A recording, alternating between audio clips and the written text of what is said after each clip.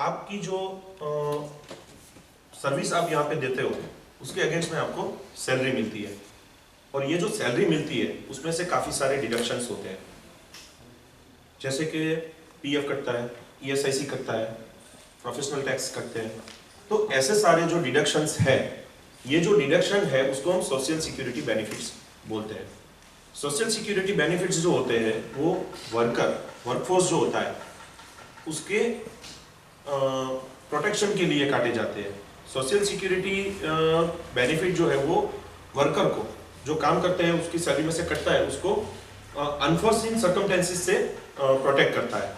और ये प्रोटेक्शन के लिए आपके द्वारा कंट्रीब्यूट किया गया जो अमाउंट है वो रिस्पेक्टिव अलग अलग डिपार्टमेंट, गवर्नमेंट के डिपार्टमेंट में जमा होता है, और वो डिपार्टमेंट इन रिटर्न आपको बेनिफिट्स देते हैं।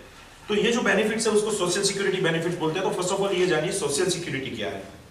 सोशल सिक्योरिटी मीन्स ऐसी सिक्योरिटी जो सोसाइटी आपको, सोसाइटी मीन्स गवर्नमेंट भी बोल सकते हो यहाँ पे, सोसाइटी आपको अनफोर्सिन सर्कमस्टेंसेस से प्रोटेक्ट करने के लिए दिए जाते हैं। यहाँ पे सोशल सिक्योरिटी का कॉन्सेप्ट जो है वो बहुत वाइड उसमें लिया गया है, और सोशल सिक्योरिटी अलग अलग प्रकार की हो सकती है, जिसमें प्रोविडेंट फंड और पेंशन हो सकती है, ग्रेजुइटी, बोनस, मिनिमम वेज हो सकता है, हेल्थ एंड सेफ्टी बेनिफिट्स होते हैं, मेडिकल एंड लाइफ इंश्योरेंस होते हैं, disablement, death benefit, maternity benefit, ये सारे बेनिफिट जो है वो सोशल सिक्योरिटी बेनिफिट्स हो सकते हैं। और ये बेनिफिट डिलीवर करने के लिए गवर्नमेंट द्वारा अलग अलग डिपार्टमेंट की रचना की गई है। जैसे पीएफ के लिए प्रोविडेंट फंड और पेंशन के लिए पीएफ डिपार्टमेंट है, बाकी के लिए स्टेट लेबर है, industrial health and safety department है। वैसे ही कुछ बेनिफिट ऐसे है उसको डिलीवर करने के लिए ईएसआई कॉर्पोरेशन की रचना की गई है। ईएसआई कॉर्पोरेशन की रचना ईएसआई एक्ट 1948 द्वारा की गई है, और ईएसआई कॉर्पोरेशन एक ऑटोनोमस बॉडी है जिसका काम ये सारे सोशल सिक्योरिटी बेनिफिट्स में से कुछ ऐसे बेनिफिट्स है जैसे कि dependent benefit, disablement benefit, health benefit, insurance, ये सब देने के लिए की गई है। ये ईएसआई कॉर्पोरेशन जो है वो ऐसे एस्टैब्लिशमेंट के ऊपर लागू पड़ता है जो ईएसआई इंप्लीमेंटेड एरिया में काम करते हैं, और ईएसआईसी इंप्लीमेंट एरिया में काम करते वक्त 10 या 10 से ज्यादा वर्कर को नौकरी पे रखते हैं।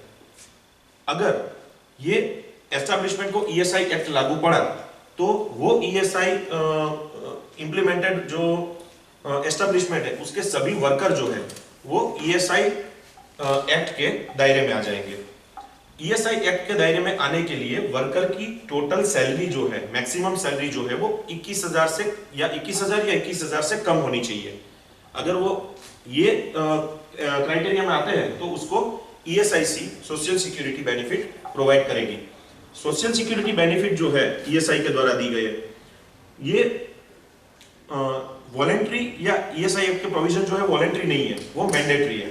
मैंडेटरी है उसका मतलब कि जो भी एस्टैब्लिशमेंट या फैक्ट्री को ईएसआई एक्ट लगा है तो उसको कंपलसरीली ईएसआई का कंप्लायंस करना है, और ईएसआई का कंप्लायंस एस्टैब्लिशमेंट कर रहा है तो उसके वर्कर को भी उसका कंप्लायंस करना रहेगा। वर्कर क्या कंप्लायंस करेगा तो उसके सैलरी में से ईएसआई का कंट्रीब्यूशन डिडक्ट होगा, और वो कंट्रीब्यूशन के अगेंस्ट में उसको बेनिफिट मिलेगा। ईएसआई कॉर्पोरेशन जो है वो सोशल सिक्योरिटी बेनिफिट जो दे रहे हैं तो वो किस प्रकार के बेनिफिट को वो कवर करता है, किस लेवल तक कवर करता है। तो पहले ये समझिए कि कोई भी एम्प्लॉय या वर्कर या पर्सन होता है, कौन कौन सी प्रकार की उसको हानि हो सकती है, क्या क्या लॉस हो सकता है एंटायर पीरियड में। पहला लॉस हो सकता है फाइनेंशियल लॉस। फाइनेंशियल लॉस मतलब ऐसा लॉस के जिससे उसको आर्थिक नुकसान हो रहा है। दूसरा physical loss, medical health related issue, वो उसका लॉस है। और तीसरा लॉस हो सकता है मानहानि। यहाँ पे मानहानि को हम साइड में रखें। ESIC financial loss and physical loss दोनों को कवर करता है। दोनों को कवर करने के लिए ईएसआईसी ने एक पूरा मैकेनिज्म बनाया हुआ है, और ईएसआईसी के पास उसका पूरा नेटवर्क है। ईएसआईसी का नेटवर्क क्या है? ईएसआईसी की डिस्पेंसरी है, ईएसआईसी की हॉस्पिटल्स है, प्राइवेट हॉस्पिटल के साथ टाई अप है, और ब्रांच ऑफिस है। ये दोनों लॉसेस को कवर करने के लिए ये जो नेटवर्क है वो दिन रात काम करते हैं और 360 डिग्री प्रोटेक्शन जो है वो प्रोवाइड करते हैं। ये प्रोटेक्शन लेने के लिए आपको कुछ कंट्रीब्यूट भी करना रहता है। इंश्योरेंस का कॉन्सेप्ट ही यही है कि ग्रुप ऑफ पर्सन जो है वो पैसा कलेक्ट करेंगे, वो एक जगह पे जमा होगा और जिस पर्सन को जरूरत रहेगी उस पर्सन को इंश्योरेंस के तहत उसमें से बेनिफिट दिया जाएगा। तो यहाँ पे कंट्रीब्यूशन जो है वो दोनों को पे करना रहेगा। काफी ऐसे पर्सन होते हैं, काफी वर्कर होते हैं जो हमको बोलते हैं कि हमारे सैलरी में से पैसा कट रहा है, तो जितना पैसा उसकी सैलरी में से कटता है उससे कहीं ज्यादा पैसा एम्प्लॉयर भी उसमें कंट्रीब्यूट कर रहा होता है। प्रोटेक्शन जो है वो वर्कर को भी दिया जाता है और कुछ प्रोटेक्शन जो है वो एम्प्लॉयर को भी दिया जाता है। इसीलिए बोला जाता है कि ईएसआईसी अपने स्टेक होल्डर को सोशल सिक्योरिटी प्रोटेक्शन देने के लिए बना गया ऑर्गेनाइजेशन है। स्टेक होल्डर मतलब उसमें वर्कर भी आ गए और एम्प्लॉयर भी आ गए। तो कंट्रीब्यूशन जो है वो दोनों को पे करना रहेगा। कितना पे करना पड़ेगा? तो उसमें रेट है 0.75% और 3.25% टोटल सैलरी का। आपको जो सैलरी मिलता है उसमें से 0.75%, अगर एग्जांपल पकड़ लीजिए 10,000 रुपया सैलरी है आपका, तो कर्मचारी के सैलरी में से ओनली 75 रुपीज कट होंगे और बाकी के 325 रुपीज एम्प्लॉयर डालेंगे और टोटल 400 रुपया ईएसआई को कंट्रीब्यूट करेंगे। ये रेट जो है पहले थोड़ा ज्यादा था, 6.5% था, उसको अभी घटा के 4% कर दिया है। लेकिन आपको ये जानना है कि आपको ये समझना है कि 75 जो है वो आपका शेयर रहेगा, एम्प्लॉयर जो है वो अलग से दे दे। तो 100 रुपया सैलरी होगा आपका तो 0.75 पैसा, ठीक है। अभी ये जो बेनिफिट्स है जिसके लिए आप पे कर रहे हो और वो बेनिफिट्स आपको ईएसआई बाद में देने वाली है, वो बेनिफिट लेने से पहले आपके पास प्रिपरेशन क्या होनी चाहिए, तैयारी क्या होनी चाहिए? पहली, आईपी मस्ट हैव वैलिड ई पहचान कार्ड। आपके पास ई पहचान कार्ड होना चाहिए। यहाँ पे एक शब्द मैंने यूज किया आईपी।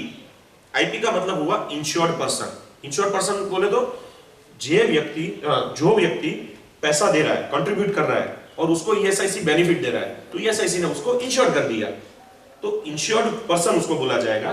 तो आईपी के पास एक ई पहचान कार्ड होना चाहिए। आपने पैसा जमा कर दिया और ऐसे ही आप जाके वहां पे खड़े रहोगे तो आपको बेनिफिट नहीं मिलेगा। पूछेंगे आपको कि आपने पैसा जमा किया है तो आपका नंबर क्या है। आप बैंक में जाते हो, बैंक में पैसा जमा करते हो तो आपको अकाउंट नंबर मिलता है, अकाउंट नंबर बताओगे तो ही आपको पैसा मिलेगा। सेम यहाँ पे ईएसआई का एक ईएसआई नंबर जनरेट होगा। ईएसआई नंबर ई पहचान कार्ड के ऊपर लिखा रहेगा। ईएसआईसी बेनिफिट किसको देता है? वर्कर को तो देता है, उसकी पूरी फैमिली को भी देता है। तो ई पहचान कार्ड के अंदर वर्कर का नाम एज वेल एज फैमिली का नाम भी उसमें लिखा रहेगा। एक बार ये ई पहचान कार्ड आपको इश्यू हो गया, ये कब होगा इश्यू? नौकरी में जब आप आते हो तब, नौकरी में जब आप एंटर होगे तब एम्प्लॉयर जो है वो आपको ई पहचान कार्ड जनरेट करके देगा। और एम्प्लॉयर भी ऐसे जनरेट करके नहीं देगा, आपको अपनी फैमिली मेंबर की और सबकी डिटेल वहां पे देनी है। तो ये पहली जिम्मेदारी वर्कर की रहेगी कि वो अपनी डिटेल जो है वो एम्प्लॉयर को देता है या नहीं देता है। अगर नहीं देगा फैमिली मेंबर की डिटेल तो एक को ही बेनिफिट मिलेगा, तो ये आपको ध्यान रखना है। दूसरा, ई पहचान कार्ड इनिशियली शुरुआत में ही निकलवा लो। आप अभी बीमार हो गए या आपको अभी कोई प्रॉब्लम होगी, अभी बेनिफिट लेना है और आपके पास ई पहचान कार्ड नहीं होगा तो पहले ई पहचान कार्ड के लिए दौड़ना पड़ेगा, ठीक है। तो ये प्रिलिमिनरी कंडीशन के आपके पास ई पहचान कार्ड होना चाहिए और वो मिलेगा आपको आपके एम्प्लॉयर के पास से, ठीक है। उसके बाद क्या होना चाहिए? Contribution must be deducted from IP salary. आपके खाते में से पैसा कटना चाहिए, हर महीने आपके सैलरी में से पैसा कटना चाहिए। जब तक आपका पैसा कटता है आप इंश्योर्ड पर्सन हो। जिस दिन आपका पैसा कटना बंद हो जाएगा तब से आपको ये प्रोटेक्शन बंद हो जाएगा। ये ध्यान रखने की चीज है। ऐसा नहीं है कि एक्टिवेट कराओ, डीएक्टिवेट कराओ, कुछ नहीं है। पैसा कटता रहेगा, आपका प्रोटेक्शन चालू रहेगा। जिस दिन पैसा कटना बंद हो जाएगा आपको प्रोटेक्शन बंद हो जाएगा। और वो पैसा एम्प्लॉयर के द्वारा टाइम टू टाइम ईएसआई में जमा भी होना चाहिए। ये आप देख सकते हो ऑनलाइन, लास्ट में मैं बताऊंगा आपको ऑनलाइन कैसे चेक करते हो कि आपका कंट्रीब्यूशन जमा हुआ है कि नहीं हुआ है। अभी तो कंप्यूटराइजेशन हुआ है तो आपको मैसेज भी आ जाएगा, मैसेज भी आता होगा काफी लोगों को कि आपका ईएसआई का पैसा जो है वो ईएसआई में जमा हुआ है। उसके बाद मिनिमम कंट्रीब्यूशन कंडीशन जो है वो फुलफिल होनी चाहिए। यहाँ पे मैंने आपको बताया ईएसआईसी स्टेक होल्डर को प्रोटेक्ट करता है। स्टेक होल्डर को प्रोटेक्ट करता है मतलब वर्कर को करता है और एम्प्लॉयर को भी करता है। जैसे मैंने आपको बताया कि ईएसआईसी आपको मेडिकल का पैसा देगा, ये देगा, वो देगा, तो आप क्या करोगे? छुट्टी ले लेके घर पे बैठ जाओगे, ईएसआईसी पैसा लेते रहोगे, काम नहीं करना। तो यहाँ पे एक कंडीशन डाली हुई है कि एम्प्लॉयर को भी नुकसान न होवे। एम्प्लॉयर को नुकसान न होवे इसलिए क्या किया गया है कि आपको बोला गया है कि भाई आपको एक लिमिट से ज्यादा इसका बेनिफिट नहीं लेना है, और मिनिमम कंट्रीब्यूशन आप जब पे करोगे तभी उसका बेनिफिट स्टार्ट होगा। तो मिनिमम कंट्रीब्यूशन की कंडीशन जो है वो फुलफिल होनी चाहिए। इंडिविजुअल जब बेनिफिट समझेंगे ना, उसके अंदर कौन कौन सी कंडीशन है वो आपको बताई जाएगी। और सबसे इंपॉर्टेंट जो ध्यान में रखने वाली बात है, first time IP must visit ESIC dispensary for treatment, और अगर उसको जरूरत रहेगी अनफिट रहने की तो सर्टिफिकेट भी वहां से लेना है। ठीक है, कोई भी बेनिफिट ईएसआई का डिस्पेंसरी से स्टार्ट होगा। ईएसआई का नेटवर्क मैंने बताया, डिस्पेंसरी है, हॉस्पिटल है, टाई अप है, ब्रांच ऑफिस है, लेकिन कोई भी बेनिफिट की शुरुआत जो है, किसी भी प्रकार का बेनिफिट की शुरुआत है, वो डिस्पेंसरी से स्टार्ट होगा। ठीक है, डिस्पेंसरी जाओगे, वहां से मेडिकल ट्रीटमेंट लीजिए।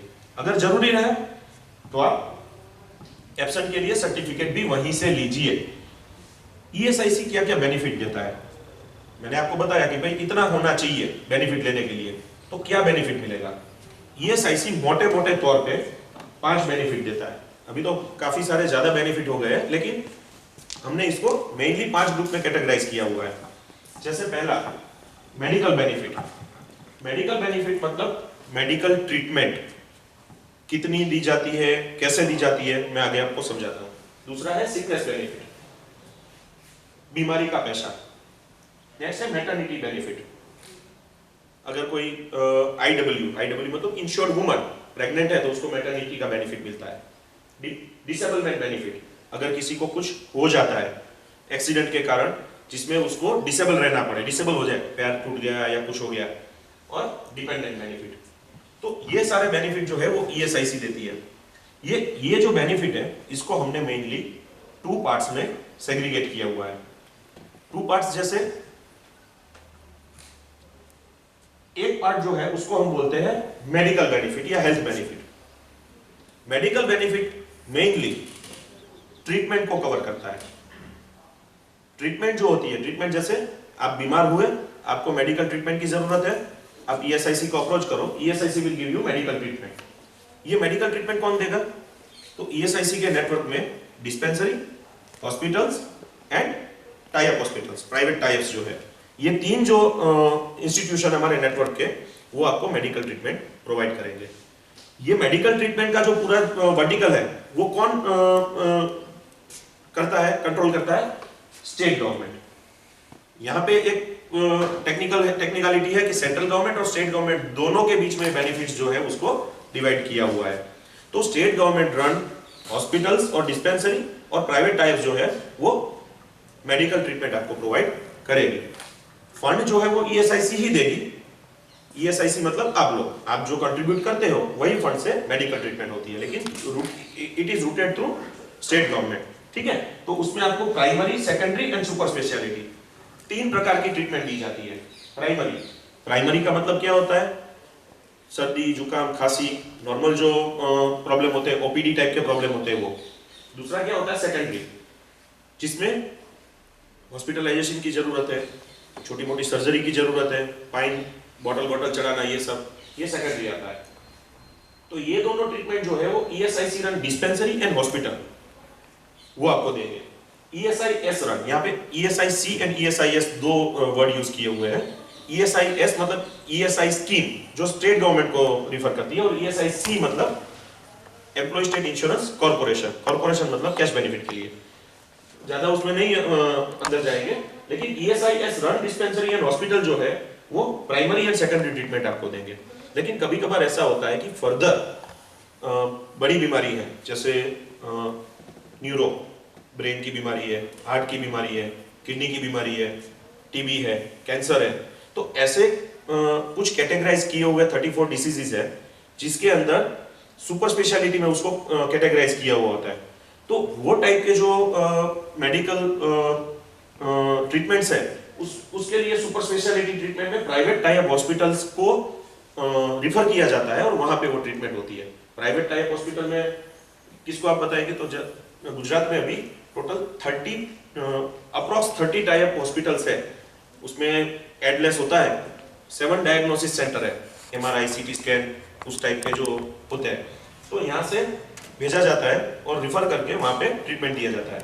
हॉस्पिटल्स में कौन कौन आते हैं, जैसे वोकार्ड, स्टर्लिंग, शाल, सेल्बी, अपोलो कृष्णा, नारायणी, HCG, ऐसे हॉस्पिटल्स हैं जो particularly super specialist treatment provide करते हैं।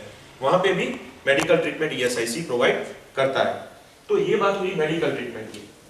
दूसरा जो वर्टिकल है वो होता है कैश बेनिफिट। यहाँ पे मेडिकल ट्रीटमेंट और कैश बेनिफिट को कैसे कैटेगराइज करें? मेडिकल ट्रीटमेंट मतलब आपको ट्रीटमेंट दिया गया, लेकिन ट्रीटमेंट चल रही है, जितने टाइम आप बीमार हो, कभी कभार ऐसा भी होता है कि आपको उसके कारण छुट्टी लेनी पड़े। मैं बीमार हूं तो 10 दिन मुझे डॉक्टर ने आराम करने के लिए बोला, तो 10 दिन मुझे घर पे रहना पड़ेगा। उस टाइम आपको क्या लॉस हो सकता है? ये लॉस जो था वो तो आपका फिजिकल लॉस था, यहाँ पे आपको फाइनेंशियल लॉस भी होगा। फाइनेंशियल लॉस किस प्रकार का हो सकता है? पहला लॉस तो यही हुआ, सैलरी आपको नहीं मिलेगी। आप घर पे बैठे 10 दिन के लिए, एम्प्लॉयर बोलेगा कि आप नहीं आए हो, आपको सैलरी नहीं मिलेगी। तो ये टाइम के ऊपर आपको ESI से ट्रीटमेंट लेने के बाद अगर छुट्टी का आपको सजेस्ट किया जाए तो वहां से सर्टिफिकेट लेना है और सर्टिफिकेट आके ब्रांच ऑफिस में जमा करना है। ब्रांच ऑफिस के अंदर आपने जमा कर दिया सर्टिफिकेट, देन ब्रांच ऑफिस जो है वो छुट्टी का पैसा जो है वो आपको कंपनसेट करेगा। इसको हम बोलते हैं, मोटे तौर पे बोलते हैं उसको कैश बेनिफिट। कैश बेनिफिट के भी सब सेक्शन है, जैसे सिकनेस बेनिफिट है, मैटरनिटी बेनिफिट है, डिसेबल बेनिफिट है, डिपेंडेंट बेनिफिट है। तो हम शुरू करते हैं ये कैश बेनिफिट का। कैश बेनिफिट के अंदर एक बीच में रह गया, मेडिकल ट्रीटमेंट जो है उसका प्रकार क्या रहेगा। मेडिकल बेनिफिट हम पहले समझाएंगे। मेडिकल ट्रीटमेंट जो है वो हमने बताया कि स्टेट गवर्नमेंट की डिस्पेंसरी हॉस्पिटल और टाइप हॉस्पिटल से मिलता है। इसमें 3 चीजें ध्यान रखने की है, unlimited, cashless and to whole family. यहाँ पे मेडिकल ट्रीटमेंट का लेवल जो है वो अनलिमिटेड रहेगा। अनलिमिटेड का मतलब उसके लिए कोई सीलिंग लिमिट नहीं है। अगर प्राइवेट में आपने कोई इंश्योरेंस लिया तो बोलेंगे कि इतना प्रीमियम भरो तो 2 लाख का इंश्योरेंस मिलेगा, इतना प्रीमियम भरोगे तो आपको 5 लाख का मिलेगा। इसमें भी क्लेम के भी रिस्ट्रिक्शन होते हैं कि आप साल में 2 बार क्लेम किया फिर तीसरी बार नहीं कर सकते हो।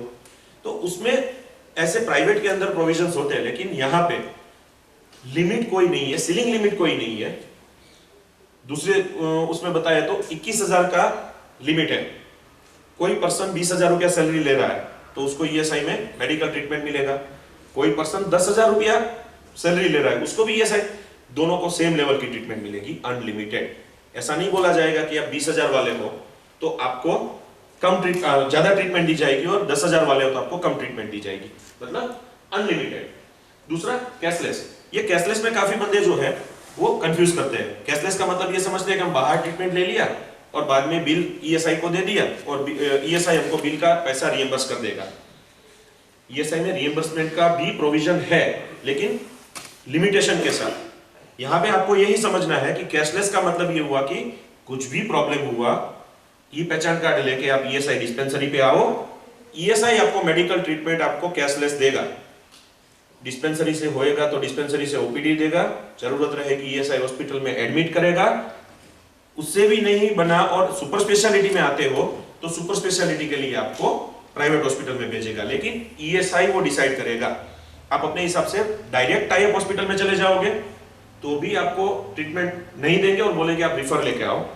हॉस्पिटल में चले जाओगे तो भी बोलेंगे हाँ हॉस्पिटल के अंदर इमरजेंसी वार्ड होता है, इमरजेंसी कंडीशन होती है तो अब इमरजेंसी वार्ड 24 घंटा 365 डेज, दिवाली होली ईद कभी भी खुला रहता है, वो रहेगा, वहां पे परमानेंट डॉक्टर रहेंगे। लेकिन प्रॉपर चैनल यही रहेगा कि आप डिस्पेंसरी जाओ, हॉस्पिटल जाओ, जरूरत रहेगी वो फॉरवर्ड करे आपको, उस हिसाब से आप ट्रीटमेंट लीजिए। तो कैशलेस का मतलब ये हुआ कि रिइंबर्समेंट नहीं होगा, आपको ESI से लेना है। हाँ, किस कंडीशन में रिइंबर्समेंट हो सकता है? एक कंडीशन ये है कि इमरजेंसी में आप मतलब कहीं जा रहे हो और आपको ऐसा कुछ हो गया कि आपको इमरजेंसी में लाइफ सेविंग कंडीशन में आपको नजदीकी अस्पताल में ले जाना पड़े, तो उसके लिए कुछ नहीं करना है, सिंपल जहां पे आपकी ट्रीटमेंट चल रही है वहां डॉक्टर से आप इमरजेंसी का सर्टिफिकेट ले लो।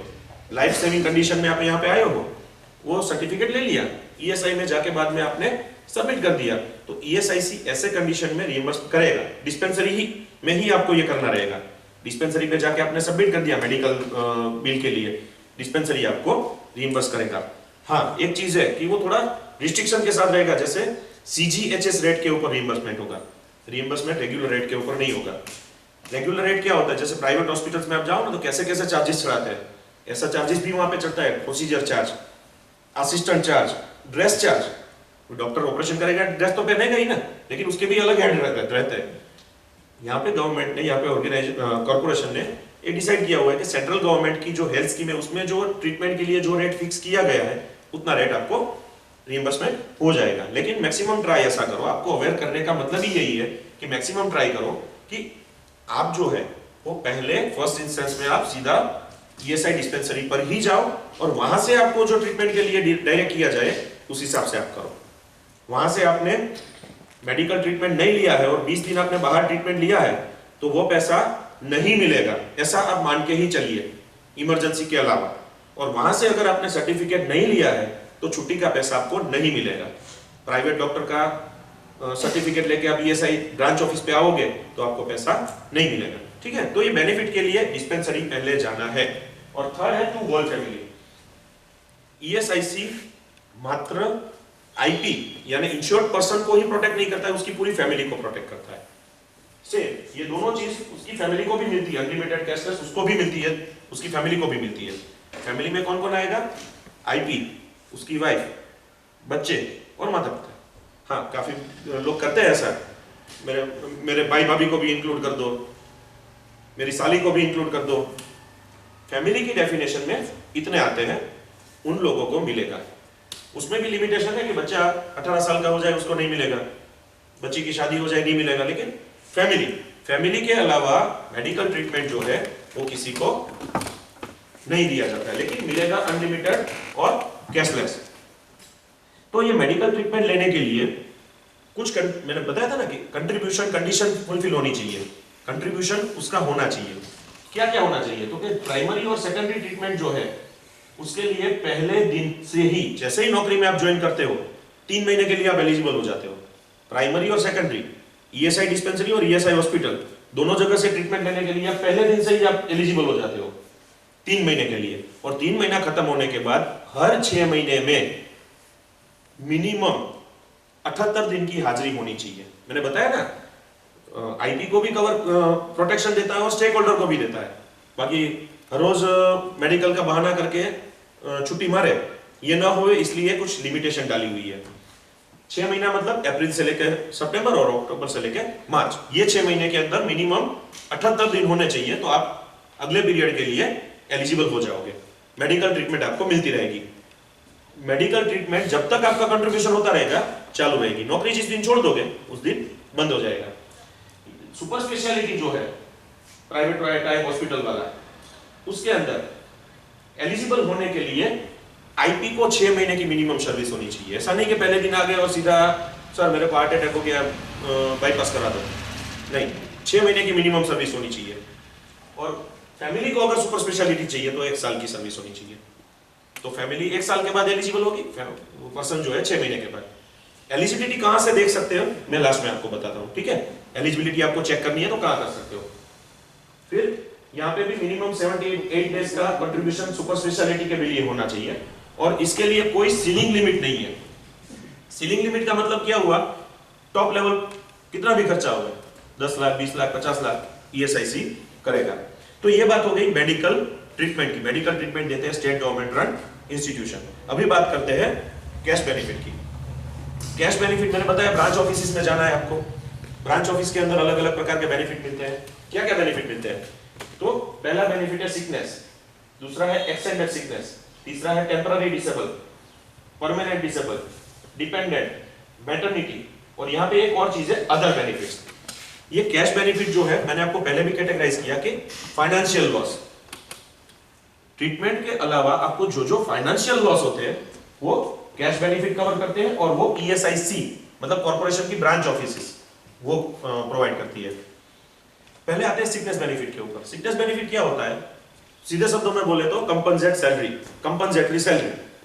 काम पे नहीं जा पाए बीमारी के कारण, ईएसआई ट्रीटमेंट लेने के लिए गए डिस्पेंसरी पे, डिस्पेंसरी ने लिखा आपको सर्टिफिकेट दिया कि 10 दिन के लिए आप अनफिट हो, 7 दिन के लिए आप अनफिट हो, आराम कीजिए, घर पे बैठिए, तो वो सर्टिफिकेट आप ईएसआईसी ब्रांच ऑफिस में जमा कर दो, ईएसआईसी आपको सिकनेस बेनिफिट देगा, कंपनसेटरी सैलरी देगा।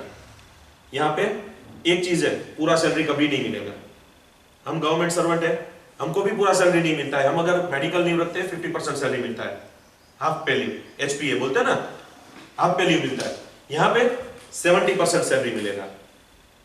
अगर आपने सिकनेस बेनिफिट के लिए मेडिकल सर्टिफिकेट जमा किया तो उसको 70% रेट से, 70% किसका, एवरेज डेली रेट का, 6 महीने का टोटल पेड और 6 महीने के टोटल प्रेजेंट डेज, उसको डिवाइड करके एवरेज निकाल के उसका 70% रेट जो है वो दिया जाएगा।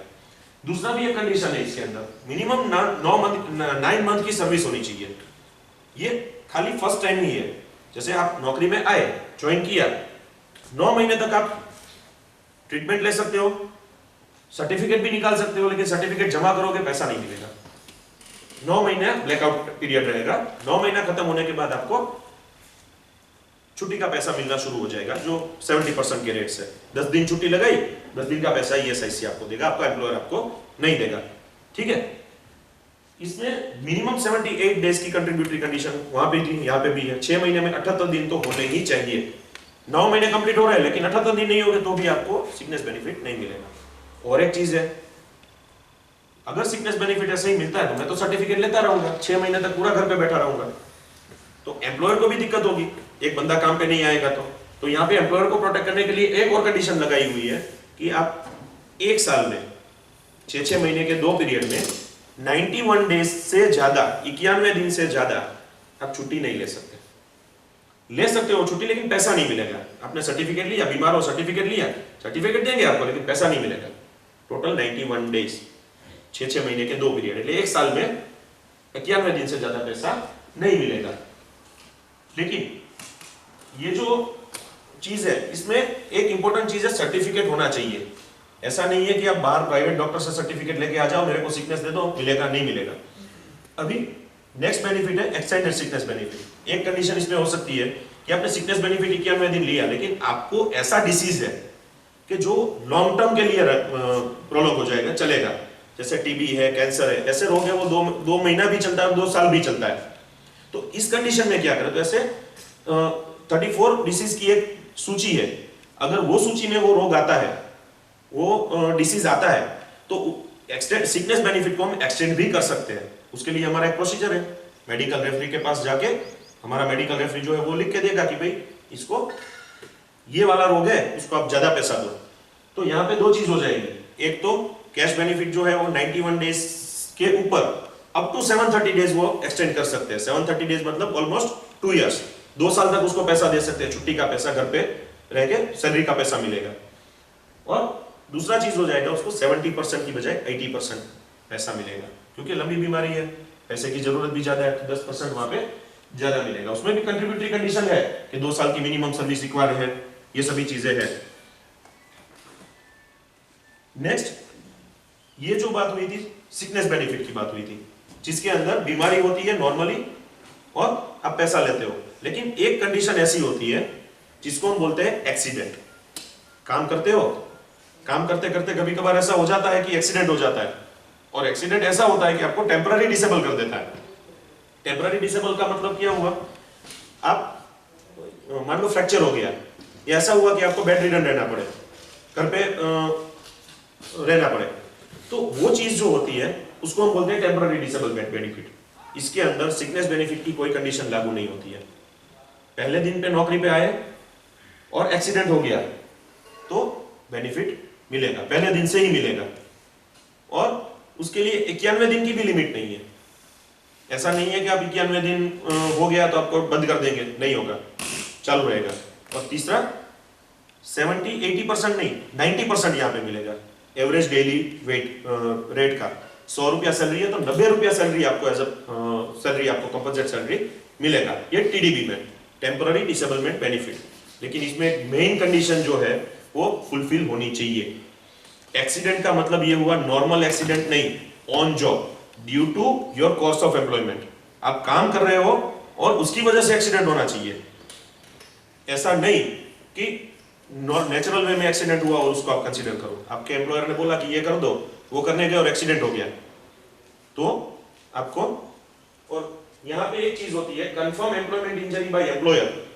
तो एम्प्लॉयर जो है वो कंफर्म करना चाहिए कि हाँ मैंने उसको काम दिया था और उसका एक्सीडेंट हुआ है, और वो एक्सीडेंट रिपोर्ट जो है वो ईएसआईसी में जमा करेगा एम्प्लॉयर।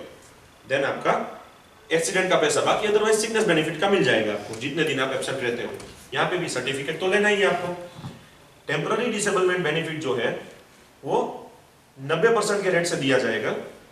यहाँ पे एक कंडीशन और हो सकती है, टेम्पररी डिसेबलमेंट बेनिफिट कभी कभार परमानेंट में कन्वर्ट हो जाती है, या फिर डायरेक्ट ही परमानेंट होती है। जैसे काम किया, उंगली कट गई, आप मशीन पे बैठा, यहाँ पे तो मशीन ऐसा कुछ नहीं है, जीआईडीसी में या कहीं पे जाओ, कारखाना है, तो वहां पे उंगली कट गई तो वो इसको सीधा परमानेंट डिसेबल बोलते हैं। वो कट ही गया, एक्सीडेंट हुआ और एक आंख चली गई, एक पैर कट गया, ऐसा भी होता है।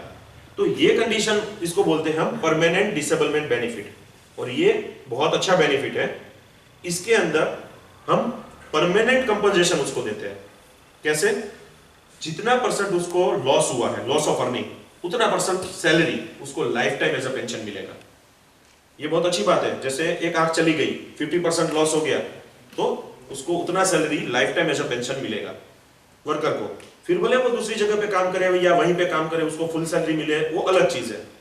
उसका लॉस ऑफ अर्निंग हुआ एक्सीडेंट के कारण, परमानेंट डिसेबल हुआ, तो उसको ये बेनिफिट मिलेगा। तीसरा, और एक चीज और हो सकती है इसके अंदर, परमानेंट की जगह वो डेथ भी कन्वर्ट हो सकता है।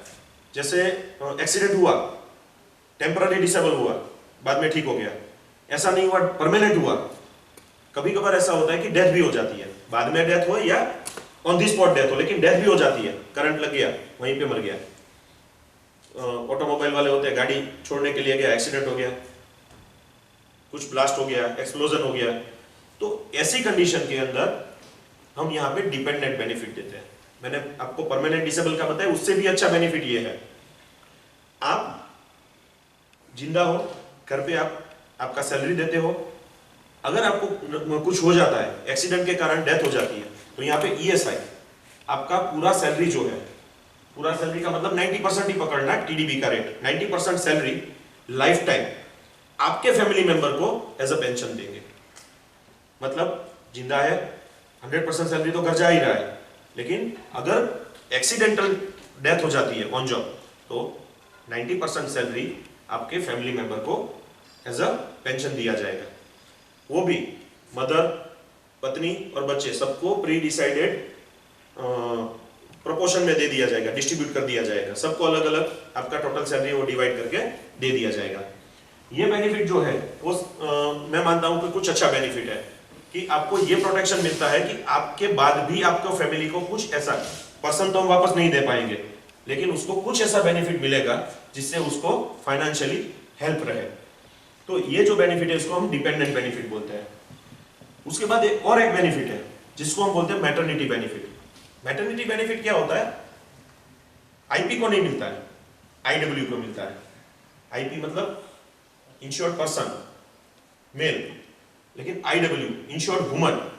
मैटरनिटी जो है वो आइडियली आप बोलो तो मैटरनिटी कोई डिसीज नहीं है, वो उसको हम बोल सकते हैं वो रिबॉर्न है। मैटरनिटी कंडीशन में कोई आईडब्ल्यू प्रेग्नेंट है और उसको वो डिलीवरी आती है, तो उस टाइम पे उसको छुट्टी की जरूरत रहती है।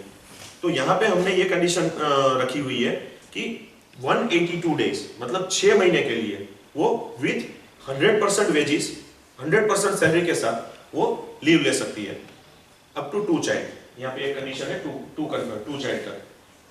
ये 2 बच्चे जब तक होंगे तब तक वो 182 डेज, बाद में 84 डेज तक, 84 डेज मतलब 3 महीने के आसपास अराउंड, उतनी छुट्टी 100% सैलरी के साथ वो ले सकती है। इसके अंदर भी उसको कुछ करने की जरूरत नहीं है, सिर्फ उसकी कंट्रीब्यूटरी कंडीशन जो है वो फुलफिल होनी चाहिए। क्या? 9 मंथ की सर्विस होनी चाहिए, नौकरी पे लगी और सीधा उसको बेनिफिट नहीं मिलेगा, 9 मंथ की सर्विस होनी चाहिए, और 70 डेज 78 दिन की जगह यहाँ पे 70 डेज का कंट्रीब्यूटरी कंडीशन है। यहाँ पे फुल वेज मिलेगा, उसको पूरा पैसा मिलेगा। अगर उसको मिसकैरेज भी होता है तो 42 डेज के लिए वो छुट्टी ले सकती है विथ 100% रेट। तो ये बेनिफिट जिसको हम बोल सकते हैं कि लेडी के लिए जो फीमेल वर्कर है उसके लिए एक अच्छा बेनिफिट है। उसके बाद क्या बेनिफिट मिल सकता है, मिसलेनियस, मैंने अदर बेनिफिट बताया शुरू में वो पहले पंचदीप बताया तो उसमें 5 बेनिफिट बताया, तो मेन वही बेनिफिट ईएसआईसी देता था। लेकिन बाय द इयर्स जैसे जैसे टाइम पास होता गया वैसे वैसे ईएसआई ने अलग अलग बेनिफिट्स इसके अंदर ऐड करते गए। उसमें कुछ मिसलेनियस बेनिफिट भी हम देते हैं।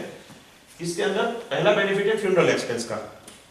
फ्यूनरल एक्सपेंस क्या होता है, कोई आईपी जो है वो एक्सपायर कर जाता है, भले वो एक्सीडेंटल डेथ हो या नेचुरल डेथ हो। पहली उसकी रिक्वायरमेंट क्या रहती है उसकी फैमिली की, कि इनिशियल में कुछ पैसों की जरूरत रहती है। जब उसका फ्यूनरल होता है, अंतिम क्रिया उसकी होती है, तभी पैसों की जरूरत रहती है। तो ईएसआईसी 15,000 रुपए तक का फ्यूनरल एक्सपेंस पे करती है। किसी भी वर्कर की नेचुरल या एक्सीडेंटल कोई भी डेथ हो, 15,000 रुपए उसको, तो आप ऐसा पकड़ लीजिए कि 15,000 रुपए का इंश्योरेंस हो गया आपका। डेथ होगी 15,000 तो मिलेगा ही मिलेगा, एक्सीडेंटल होगी तो पेंशन मिलेगा, एक्सीडेंटल नहीं होगी तो पेंशन नहीं मिलेगा, ठीक है। उसके बाद आता है medical benefit to retired IP. अच्छा, एक ये भी चीज है, पूरी लाइफ टाइम दरमियान काम करते करते मेडिकल ट्रीटमेंट और ये सब आपको मिलता है, लेकिन मेडिकल की जरूरत सबसे ज्यादा कब रहती है, जब आप बूढ़े होते हो, रिटायर होते हो। रिटायर होने के बाद क्या होता है, मेडिकल का खर्चा सबसे ज्यादा होता है और आप इनकम घट जाती है, आपकी सैलरी बंद हो जाती है, पेंशन के ऊपर जो चल रहा है वही चल रहा है। तो यहाँ पे ईएसआई ने वो भी ध्यान रखा हुआ है कि अगर पर्सन रिटायर होता है 60 इयर्स का, 58 के बाद जो भी रिटायर होता है, तब उसको 120 रुपया सालाना, मैं महीने का नहीं बोल रहा हूँ, साल का बोल रहा हूँ, 120 रुपया साल का, महीने का 10 रुपया ही हुआ, 120 रुपया भर के वो ईएसआई के जो मेडिकल ट्रीटमेंट के बेनिफिट है वो अपनी और अपनी पत्नी के लिए वो कंटिन्यू कर सकता है। ये भी एक अच्छा बेनिफिट है। रिटायरमेंट के बाद आप मेडिकल इंश्योरेंस लेने जाओगे तो प्रीमियम तो आपको पता ही है कितना लेगा। यहाँ पे 120 रुपया मतलब एक दिन का खर्चा भी नहीं हुआ, साल में एक बार ही भरना है, 120 दे दिया, पत्नी और खुद के लिए मेडिकल ट्रीटमेंट चालू। किसी को डायबिटीज है, किसी को ब्लड प्रेशर है, 3,000 रुपए की दवाई आएगी, 4,000 की आएगी, ईएसआई से मिलेगी आपको। ईएसआई आपको मेडिकल ट्रीटमेंट में देगा। ये तो अच्छा बेनिफिट है। उससे भी अच्छा बेनिफिट आगे है, आप लोग के पगार में से ईएसआईसी कट रहा है तो आप आईपी बोले जाते हो। आईपी उसको हमने छुट्टी के लिए चिंता मुक्त कर दिया, उसको मेडिकल के लिए चिंता मुक्त कर दिया, रिटायरमेंट के बाद भी उसको चिंता मुक्त कर दिया। लेकिन चिंता एक रहती है बच्चों की। आपके बच्चे जब जब बड़े होते हैं तो उसके लिए आप सोचते हो बच्चों को एडमिशन देना। अभी यहाँ पे ईएसआईसी जो है वो खुद के मेडिकल कॉलेजेस और डेंटल कॉलेजेस चला रहा है। ईएसआईसी जो है वो मेडिकल कॉलेजेस के अंदर एडमिशन के लिए आईपीस जो होते हैं उसके बच्चों को एक्सक्लूसिवली सीट्स देता है। अगर आपका बच्चा 12th पास किया है और मेडिकल के लिए एलिजिबल है तो आप एडमिशन के लिए कहाँ जाओगे, गवर्नमेंट मेडिकल कॉलेज में जाओगे या प्राइवेट मेडिकल कॉलेज में जाओगे। दोनों कंडीशन के अंदर आपको एडमिशन मिल सकता है। यहाँ पे तीसरा ऑप्शन भी आपको मिल रहा है, आप ईएसआईसी मेडिकल कॉलेजेस या डेंटल कॉलेजेस में भी जा सकते हो एडमिशन के लिए। वहां पे आपको एडमिशन के लिए कोटा रिजर्व मिलेगा।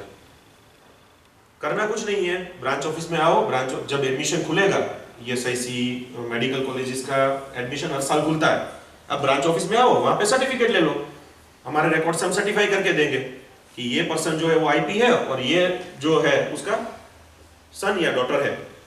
वो सर्टिफिकेट लेके मेडिकल कॉलेज, हमारे मेडिकल कॉलेज में जाओ, वहां पे एडमिशन मिल सकता है।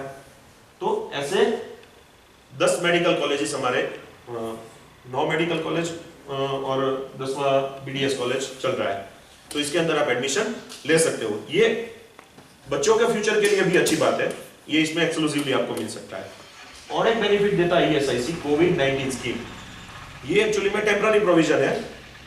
जब से कोविड पेंडेमिक आया तब से ईएसआई ने सोचा कि जो पर्सन का फैमिली मतलब आईपी जो है वो कोविड के कारण उसकी डेथ हुई है, उसके फैमिली मेंबर को हेल्प करने के हेतु 2 साल के लिए मार्च 2020 से मार्च 2022 मतलब अगले महीने इसकी डेडलाइन खत्म हो रही है, ये स्कीम खत्म हो रही है। तो ये 2 साल के पीरियड के अंदर अगर कोई आईपी कोविड के कारण डेथ होती है तो उसको डिपेंडेंट बेनिफिट का बेनिफिट दिया जाएगा। डिपेंडेंट बेनिफिट किसको दिया जाता था? Only on job accidental death को। यहाँ पे कोविड को 2 साल के लिए इंक्लूड किया है, भले वो नेचुरल डेथ हो, कोविड के कारण डेथ हो, एक्सीडेंटल ना हो, काम करते करते मृत्यु ना हो, फिर भी कोविड वाले को भी डिपेंडेंट बेनिफिट, मतलब उसके फैमिली को 100% से मतलब 90% सैलरी जो है उसको life time as a pension दी जाती है। तो ये भी एक बेनिफिट जो है वो कोविड के कारण ईएसआई ने दिया हुआ है। मुझे पता है कि ये कोई भी बेनिफिट आपको पता नहीं होगा कि इतने सारे बेनिफिट आपको मिल रहे हैं। आज का जो सेमिनार जो अरेंज किया है, एयरफोर्स ने इतना अरेंजमेंट किया है, एयरफोर्स बेस जामनगर जो है उसने पर्सनल हेल्प मतलब पर्सनल जो पेन लेके इतना अरेंजमेंट किया है, वो इसीलिए किया है कि आप लोगों को क्या बेनिफिट मिल रहा है। आपका पैसा कट रहा है, कटता जा रहा है, आपको पता नहीं है, एम्प्लॉयर भी उसमें पैसा डाल रहा है, लेकिन कभी बेनिफिट लेने की बात आती है तो इतना बेनिफिट आप नहीं लिए हो, ठीक है। तो आपको पता चले कि आपको क्या क्या बेनिफिट मिल सकता है। उसके बाद इसके अंदर और भी मिसलेनियस बेनिफिट है, जैसे अनएम्प्लॉयमेंट अलाउंसेस देते हैं, रिहेबिलिटेशन के लिए अलाउंसेस देते हैं, लेकिन ये पूरे जो बेनिफिट्स है वो ईएसआईसी आपको ओनली 10,000 सैलरी है तो 75 रुपए में, मतलब एकदम नॉमिनल अमाउंट ऑफ कंट्रीब्यूशन में आपको इतने सारे बेनिफिट्स मिलते हैं। आप ये बेनिफिट्स लेने के लिए मैंने शुरू में बताया ई पहचान कार्ड निकलवाओ। मुझे पता है आप में से काफी लोगों के पास ई पहचान कार्ड नहीं होंगे। ई पहचान कार्ड निकलने के लिए क्या करना है, आपकी पहली रिस्पॉन्सिबिलिटी है कि आप अपनी पूरी फैमिली डिटेल जो है वो आपको आपके एम्प्लॉयर को दीजिए, और एम्प्लॉयर जो है वो उसके पास नंबर तो जनरेट होगा ही, क्योंकि पहले दिन से जब नौकरी पे आप आते हो तभी नंबर जनरेट हो गया है। वो नंबर का ई पहचान कार्ड आपको प्रिंट आउट करके देंगे, उसके अंदर आप अपना फोटो चिपका के एम्प्लॉयर का साइन स्टैम्प करा के आप अपने पास रखो, और जिस दिन जरूरत पड़े आप जाओ मेडिकल ट्रीटमेंट के लिए डिस्पेंसरी पे जाओ, या सर्टिफिकेट के लिए डिस्पेंसरी पे जाओ और कैश बेनिफिट ब्रांच ऑफिस से ले लो। अगर डेथ हो जाती है, टेम्पररी डिसेबल हो जाती है, तो एम्प्लॉयर भी एक्सीडेंट रिपोर्ट जो है वो ईएसआईसी को फाइल कर देगा और आपको डिसेबलमेंट का बेनिफिट मिल जाएगा। तो ये सेमिनार का पर्पस ही यही है कि आपको मोटिवेट करे कि आप ये बेनिफिट लीजिए। फिर भी हर एक चीज के लिए एम्प्लॉयर के ऊपर डिपेंड न होवे, इसके लिए ईएसआईसी में एक ऑप्शन है सेल्फ हेल्प का ऑप्शन, खुद की मदद करना। कैसे? कंप्यूटराइजेशन होने के बाद वेबसाइट का जमाना, इंटरनेट का जमाना आ गया है, और जब भी आप नौकरी में आते हो आपसे बैंक डिटेल, मोबाइल नंबर और जन्म तारीख ऐसी बेसिक डिटेल आपसे मांगते ही है। तो इनिशियली में जब नंबर जनरेट होता है तब एम्प्लॉयर वो फीड कर ही देता है कंप्यूटर में, तो उसको यूज करके आप अपने खुद के लिए ईएसआई का पासवर्ड आईडी जनरेट कर सकते हैं।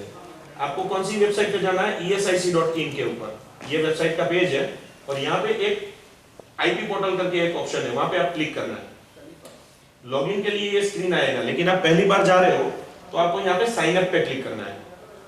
जैसे ही साइन अप क्लिक करोगे आपको बीमा नंबर, आपकी बर्थ डेट और मोबाइल नंबर मांगेंगे, और कैप्चा कोड डालने को बोलेंगे। सबमिट करोगे, जैसे ही आप सबमिट करोगे ओटीपी आएगा आपके मोबाइल नंबर के ऊपर। मोबाइल नंबर के ऊपर ओटीपी क्यों आएगा? ऑलरेडी वहां पे मोबाइल नंबर डाला हुआ ही है, आपके एम्प्लॉयर ने मोबाइल नंबर डाला होता है।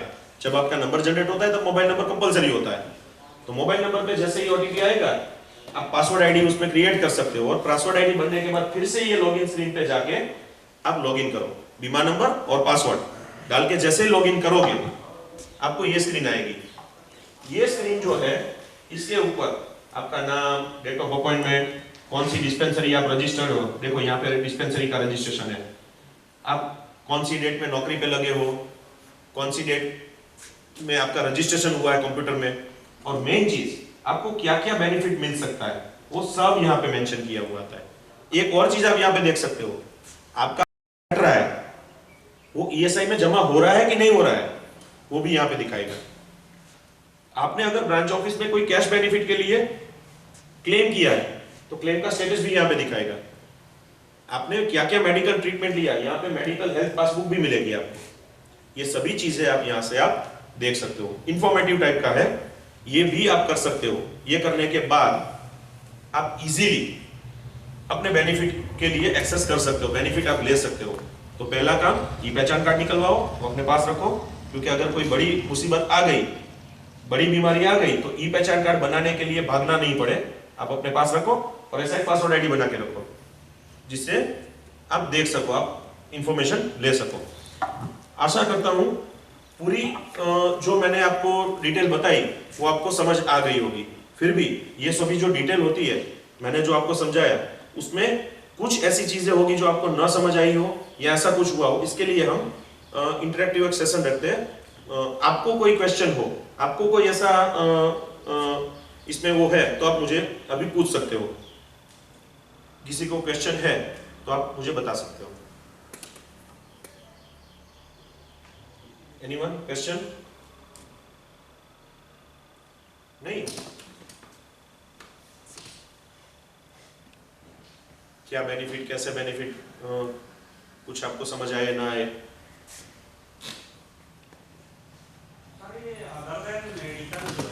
हाँ, सॉरी,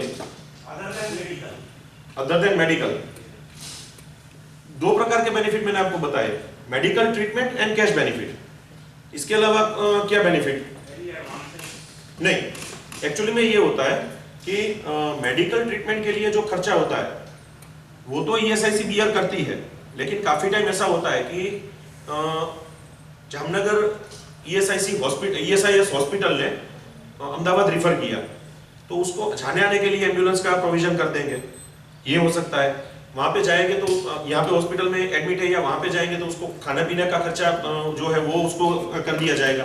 ऐसी चीजें होती है, लेकिन ऐसा नहीं होगा कि आप बताओ कि मेरे को ट्रीटमेंट के लिए 50,000 एडवांस चाहिए। 50,000 एडवांस क्यों चाहिए? क्योंकि कैशलेस ही हम देते हैं, लेकिन फिर भी एडवांसेस होते हैं काफी केस में। जैसे कुछ कैंसर के केसेस है तो उसके अंदर बाहर से दवाई लेनी होती है, और दवाई जैसे कीमो की जो दवाई आती है वो 20,000 रुपए का एक टैबलेट आता है। ऐसा कोई हेवी खर्चा होता है, या कान के लिए जो हियरिंग मशीन है वो कभी कभार बाहर से लेनी होती है, तो उसके लिए एडवांस का प्रोविजन है। ऐसी चीजों के लिए ये डिस्पेंसरी से ही डील होगा। एडवांसेस मिलते हैं लेकिन लिमिटेड वे में। Yes, that is subject to medical related. के मेडिकल जैसे चश्मा है, आंख जो है तो चश्मा कराने के लिए वो बाहर से चश्मा लेने के लिए प्रोविजन करते हैं तो एडवांस देते हैं, लेकिन बड़ी अमाउंट होती है तब एडवांस सैंक्शन करेंगे। छोटी अमाउंट होगी तो बोलेंगे आप ले लो और बाद में रिइंबर्समेंट के लिए बिल लगा दो। ये हो सकता है। और बताइए कोई, किसी को क्वेश्चन है बेनिफिट के रिगार्डिंग, या किसी का पास्ट एक्सपीरियंस हो ऐसा? उसके लिए कोई लिमिट नहीं है। जैसे सिकनेस बेनिफिट के लिए मैंने बताया कि 91 डेज है। टेम्पररी डिसेबलमेंट जब तक रहती है तब तक वो उसको मिलता रहेगा। जैसे 6 महीने तक उसको डॉक्टर नहीं बोला है कि 6 महीने का आपको प्लास्टर है तो 6 महीना तो आपको घर पे बैठना पड़ेगा, 3 महीना घर पे बैठना पड़ेगा, तो उसके लिए कोई लिमिट नहीं है। लेकिन हाँ, टेम्पररी डिसेबलमेंट बेनिफिट के बाद 5-6 महीने के बाद यूजुअली पता चल जाता है कि वहां पे कोई परमानेंट डिसेबिलिटी रह गई है या आप फिट हो गए हो। दो ही कंडीशन हो सकती है, या तो फिट हो जाओ या परमानेंट डिसेबल हो जाओ। तो वहां पे हम मेडिकल बोर्ड करवा देंगे आपका। मेडिकल बोर्ड मतलब हमारे डॉक्टर जो है उसका एक पैनल होगा, उसके पास आपको प्रेजेंट करेंगे और बताएंगे उसको कि भाई इसको टेम्पररी डिसेबल हुआ था, अब देखिए ये फिट होने योग्य है या ये डिसेबिलिटी जो है परमानेंट के लिए रहेगी। अगर वो सर्टिफाई कर देते तो आपको टेम्पररी डिसेबलमेंट में जो 90% वेज देते हैं वो बंद करके आपको परमानेंट पेंशन चालू कर देंगे। वहां पे मेडिकल बोर्ड एसेस कर लेगा, असेसमेंट करेगा कि आपको कितने % लॉस है। उंगली कट गई है तो गवर्नमेंट के हिसाब से 3% होता है, तो 3% सैलरी जो है वो आपके एज अ पेंशन मिलता जाएगा। पेंशन भी ऐसा होता है कि हर 3 साल के बाद रिवाइज होता रहेगा। जैसे महंगाई भत्ता बढ़ता है ना सरकारी कर्मचारी को, तो वैसे उसमें 3 साल में रिवीजन भी आएगा, बढ़ता जाएगा रेट। तो ये हाँ, और बताइए कोई? सर अगर इमरजेंसी केस में किसी को प्रॉब्लम हो गई, हाँ, और वो एक हफ्ते के अंदर आपके पास में पहचान पत्र लेके आता है, उसका प्रॉब्लम तो नहीं होगा? देखो ये अच्छी बात है आपने ये आपने बताया।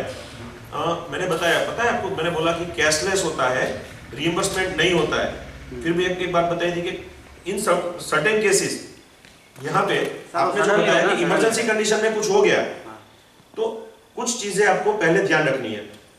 ये खुद का एक्सीडेंट हुआ है इसलिए वो खुद ध्यान रखेगा ऐसी बात नहीं है, लेकिन एडवाइजेबल है, मैं भी करता हूँ कि रूटीन मेरी लाइफ में जो भी होता है मैं मेरी वाइफ को बताता हूँ कि सपोज मेरे को ऐसा हो जाए तो आपको क्या करना है। तो ऐसे आप अपने रिलेटिव आजू बाजू वाले उसके साथ डिस्कशन करते रहो। इमरजेंसी कंडीशन में अगर आपके एक्सीडेंट हो जाए और लाइफ सेविंग कंडीशन में आपको नियर बाय हॉस्पिटल में ले जाना पड़े जो ईएसआईसी का या ईएसआईएस का नहीं है, तो वहां पे आपको इमरजेंसी ट्रीटमेंट ले लेनी है और डॉक्टर के पास से सर्टिफिकेट ले लेना है कि ये लाइफ सेविंग कंडीशन में यहाँ पे आया हुआ था। वहां से जब आप डिस्चार्ज हो उसके 24 घंटे के अंदर नियर बाई जो आपकी रजिस्टर्ड ईएसआई डिस्पेंसरी है, वो डिस्पेंसरी पे आप जाओ या आपका कोई रिलेटिव जाए, वो वहां पे जाके इन्फॉर्म करे, रजिस्टर करे कि भाई ऐसा इंसिडेंट हुआ है, और बाद में वहां से सर्टिफिकेट ले ले। उसी टाइम पे सर्टिफिकेट ले लिया मतलब ईएसआई नेटवर्क में आ गया, ट्रीटमेंट और छुट्टी का पैसा वो मिलना शुरू हो गया, और जितना पीरियड इमरजेंसी का था उसके लिए रिइंबर्समेंट के लिए आप वहां पे बिल लगा सकते हो। हाँ, मैंने पहले बोला वैसे आड़े टेढ़े हेड होंगे वो हेड का पैसा नहीं मिलेगा, dress charge, assistant charge, operation theatre charge, CGHS rate के हिसाब से रिइंबर्समेंट भी मिलेगा, लेकिन जहां तक पॉसिबल है ईएसआई नेटवर्क से ही आप आगे बढ़ो। ठीक है, और बताइए सर। ये ईएसआई जैसे रेफर करेगी आगे, हाँ, अगर कुछ जैसे किडनी प्रॉब्लम है जी, अभी तक हम लोग जैसे प्राइवेट में करवा रहे थे जी, तो अभी वो तो 1 महीने का दवाई देके बोला है कि अभी 1 महीने के बाद दिखाना है। अभी ठीक है। ईसीआई में दिखाया नहीं है, मतलब ठीक है। तो ईसीआई में दिखाया नहीं तो उसके बाद वो लोग अपना ट्रीटमेंट करके चालू करेंगे कि वो आगे रेफर करेंगे। देखो यहाँ पे मैंने बताया कि ईएसआईसी जो है वो अपने नेटवर्क से जाता है। आपने शुरू का कुछ ट्रीटमेंट आपने प्राइवेट में ले लिया, हाँ। वो आपने बियर भी कर लिया, आपको पता ही नहीं है ईएसआईसी मुझे ये बेनिफिट देता है। आज मैं आया आपके पास, आपको बताया कि ईएसआईसी बेनिफिट दे रहा है, तो आप ईएसआईसी डिस्पेंसरी पे जाओ। जिस दिन आप ईएसआईसी डिस्पेंसरी पे जा रहे हो, ईएसआईसी जो है वो ट्रीटमेंट को टेक ओवर कर लेगा। लेकिन यहाँ पे एक टेक्निकल मैटर है कि आप बोलोगे मुझे यही डॉक्टर और यही उससे करना है, वो नहीं होगा। हाँ, हमारे टाइप में अगर वो डॉक्टर है तो वो वहां से कंटिन्यू कर देंगे, लेकिन हमारे टाइप में अगर वो डॉक्टर नहीं है, किडनी सुपर स्पेशलिटी में आता है तो आपको प्राइवेट में भी भेजेंगे। लेकिन हमारा जो टाइप होगा 30, अभी 30 का लिस्ट है, बढ़ता घटता रहता है, लेकिन अभी सपोज स्टर्लिंग है हमारे में तो आपको स्टर्लिंग में भेजेगा। आपको बोलेगा आप स्टर्लिंग से जाके ट्रीटमेंट ले लो, वहां पे जाके पैसा देने की जरूरत नहीं है, ये कागज लेके जाओ, दोगे आपको ट्रीटमेंट मिल जाएगा, तो वहां से आपको कंटिन्यू कर देगा। वहां पे आप ये आप नहीं कह सकते हो कि मुझे यही डॉक्टर से चाहिए। हाँ, सिमिलर ट्रीटमेंट आपको दे देगा, उससे ज्यादा भी जरूरत रहेगी तो आपको मिलेगा, और जहां से आपने ईएसआई में गए हो वहीं से आपको ट्रीटमेंट आगे मिलेगा, पीछे का आपको नहीं मिलेगा। और बताइए, अच्छे क्वेश्चन आ रहे हैं? नहीं, देखो ये एक्चुअली में क्या है, प्रोटेक्शन है। जैसे आप कार आपने लिया, कार का आपने इंश्योरेंस लिया थर्ड पार्टी, एक्सीडेंट होगा तो आपको थर्ड पार्टी को पेमेंट होगा, बाकी वो पैसा, और मैंने कंसेप्ट ही बताया था इंश्योरेंस का कि 10 जने हैं, वो 10-10 रुपया कंट्रीब्यूट करके 100 रुपया इकट्ठा करेगा, और एक को जरूरत जब रहेगी तो उसमें से खर्चा करेगा। ये इंश्योरेंस का कॉन्सेप्ट ही यही है। तो ये प्रोटेक्शन का अमाउंट है। प्रोटेक्शन आपको जब तक इंश्योरेंस चालू रहेगा आपको प्रोटेक्शन मिलेगा, रिटर्न में नहीं मिलेगा कुछ भी। हाँ, रिटर्न में ये बेनिफिट आपको दिया जा रहा है कि 120 रुपया भर के आप मेडिकल ट्रीटमेंट आप ले सकते हो, इससे ज्यादा, हाँ, इससे ज्यादा आपको नहीं मिल रहा है बेनिफिट। और बताइए, कोई अगर बीच में से लोग डिसकंटिन्यू करता है जी, तो उसके लिए कितना सर्विस कुछ ऐसा है? अगर आप जॉब छोड़ दिए और दूसरी जगह पे आप जहां पे जॉब में जा रहे हो वो ईएसआई के पात्र जॉब है, तो आपका पुराना नंबर है वही उसको दो। एक नंबर आपके पास है, वही नंबर उसको दो, तो आपकी कंटिन्यूअस जॉब गिनी जाएगी, आपका बेनिफिट बंद नहीं होगा। लेकिन अगर दूसरी जगह पे जा रहे हो जहां ईएसआई नहीं है, या दूसरी जगह पे जाते ही नहीं हो, अनएम्प्लॉयड रहते हो या अपना बिजनेस करते हो, जो भी करते हो, तो मेडिकल ट्रीटमेंट जो है वो अगले 6 महीने तक चालू रहेगा। अगले 6 महीने तक चालू रहेगा। कैश बेनिफिट तो एज ऑन डेट बंद ही हो जाएगा, जिस दिन नौकरी छोड़ी बंद हो जाएगा, कैश बेनिफिट नहीं मिलेगा, छुट्टी का पैसा। आपने 30 तारीख को जॉब छोड़ी, तीसरी तारीख को आप कैश बेनिफिट लेने के लिए, मेडिकल ट्रीटमेंट लेने के लिए गए, मेडिकल ट्रीटमेंट दिया, उसको बोला सर्टिफिकेट भी निकाल दिया, लेकिन सर्टिफिकेट ब्रांच ऑफिस में दोगे आपको छुट्टी का पैसा नहीं मिलेगा। छुट्टी का पैसा क्यों मिलेगा? आप नौकरी में हो ही नहीं, लेकिन मेडिकल ट्रीटमेंट मिलेगा आपको अप टू 6 मंथ, क्योंकि आपने कॉन्ट्रीब्यूट ऑलरेडी किया हुआ है। तो 6 महीने तक मेडिकल ट्रीटमेंट मिल जाता है, उसके बाद बंद हो जाएगा। ड्यूरिंग दैट टाइम आप अगर दूसरे एम्प्लॉयमेंट में आ जाते हो तो वहां से कंटिन्यू हो जाएगा। ठीक है, और बताइए। आयुष्मान कार्ड और ये ESIC कार्ड, हाँ। और ESI कार्ड, ये तीनों मतलब ये ऐसा है कि हम इसमें है तो उसको उसके बेनिफिट नहीं मिलेंगे, या तो उसके बेनिफिट ले सकते हैं, इसके नहीं ले सकते। No benefit can be availed twice for the same purpose. एक पर्पस के लिए दो जगह से कभी भी बेनिफिट नहीं ले सकते हो। आयुष्मान कार्ड में कर रहे हो तो ESI में मत आओ, ESI में कर रहे हो तो आयुष्मान में मत जाओ। आप बेनिफिट देख लीजिए उसमें। आयुष्मान में अगर सीलिंग लिमिट है 5 लाख का, 2 लाख का लिमिट है और ज्यादा हो रहा है, ESIC में कोई लिमिट नहीं है। दोनों की प्रोसीजर अलग होगी, दोनों का सिस्टम अलग होगी। ESIC जो है वो आपका इंश्योरेंस है। मेरे पास LIC का भी मेडिकल इंश्योरेंस है और मेरे पास पर्सनल बजाज का भी है, तो मैं डिसाइड करूंगा मुझे बजाज का चाहिए या LIC का रिइंबर्समेंट, दोनों से नहीं ले सकता। ठीक है, ठीक है, तो कंक्लूड करें। चलो, आपने अपना कीमती समय निकाल के ये अवेयरनेस कैंप को आपने अटेंड किया, उसके लिए खूब धन्यवाद। और यहाँ पे एयरफोर्स का भी मैं धन्यवाद करना चाहूँगा कि हमको बुला के यहाँ पे इतना अच्छा आयोजन किया। Thank you very much. आपको कभी भी कुछ भी प्रॉब्लम हो या कुछ भी हो, ESIC जामनगर आपके लिए हमेशा है। ESIC जामनगर की ओर से आपको खूब धन्यवाद। Thank you.